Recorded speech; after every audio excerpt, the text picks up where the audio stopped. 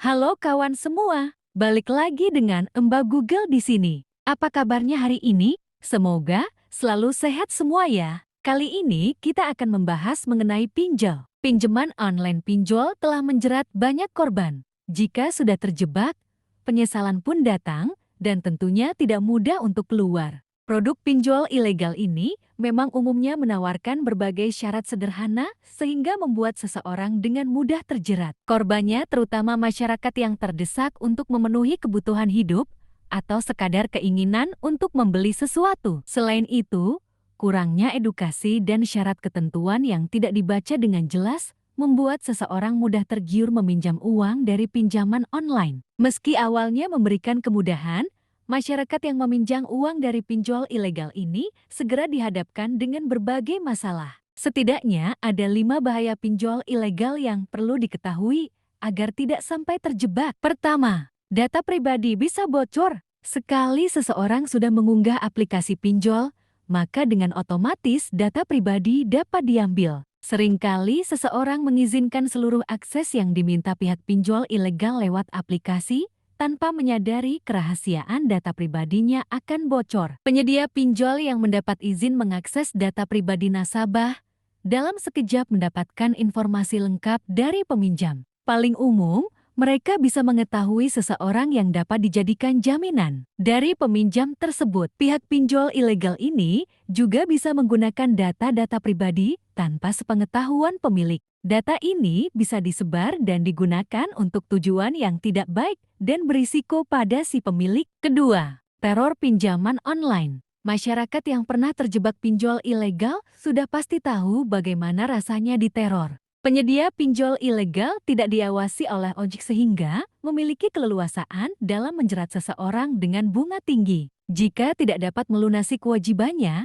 pinjol ilegal melakukan ancaman dan intimidasi melalui bantuan debt collector. Ketiga, bisa sebabkan gangguan psikologis hingga frustrasi. Psikolog sosial menyebutkan, teror dari pihak pinjol ilegal dapat menyebabkan berbagai gangguan psikologis terhadap peminjam. Gangguan itu seperti bingung, panik, khawatir akut, gelisah, hingga akal sehat yang terkadang tidak berfungsi. Yang lebih berbahaya, jika ancaman dan intimidasi terus dilakukan, maka dapat menyebabkan frustrasi, trauma, hingga percobaan bunuh diri. Keempat, kehilangan pekerjaan dan pemutusan hubungan. Banyak kasus pinjol ilegal melakukan penagihan yang sangat tidak sesuai dengan prosedur. LBH Jakarta menemukan beberapa kasus yang salah satunya penagihan kepada seluruh banyak kasus pinjol ilegal melakukan penagihan yang sangat tidak sesuai dengan prosedur. Nomor kontak di ponsel peminjam, dan penagihan ke kantor atau perusahaan tempat peminjam bekerja.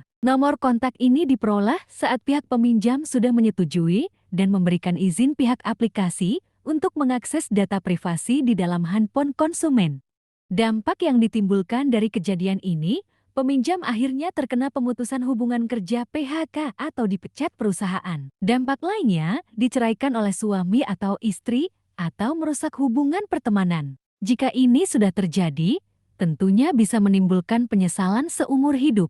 Kelima, denda dan bunga yang menumpuk. Jika terlambat dalam membayar cicilan pinjol, beban denda dan bunga akan terus terakumulasi yang menyebabkan utang semakin menumpuk. Utang dapat terus membengkak dan nyaris mustahil untuk dilunasi jika memperoleh beban bunga yang tergolong tinggi. Untuk pinjaman online yang terdaftar di OJK, bunga dan denda dimaksimalkan di angka 0,8%. Namun berbeda dengan pinjol ilegal yang dapat dengan sesuka hati menentukan persentase denda dan bunga. Inilah yang menyebabkan banyak korban dari pinjaman ilegal yang harus membayar melebihi pokok pinjaman yang diajukan. 5 bahaya pinjol ilegal tersebut bisa membuat Anda untuk lebih berhati-hati. Kalaupun sedang terdesak untuk segera mendapatkan uang, jangan sampai memilih meminjam dari pinjol ilegal.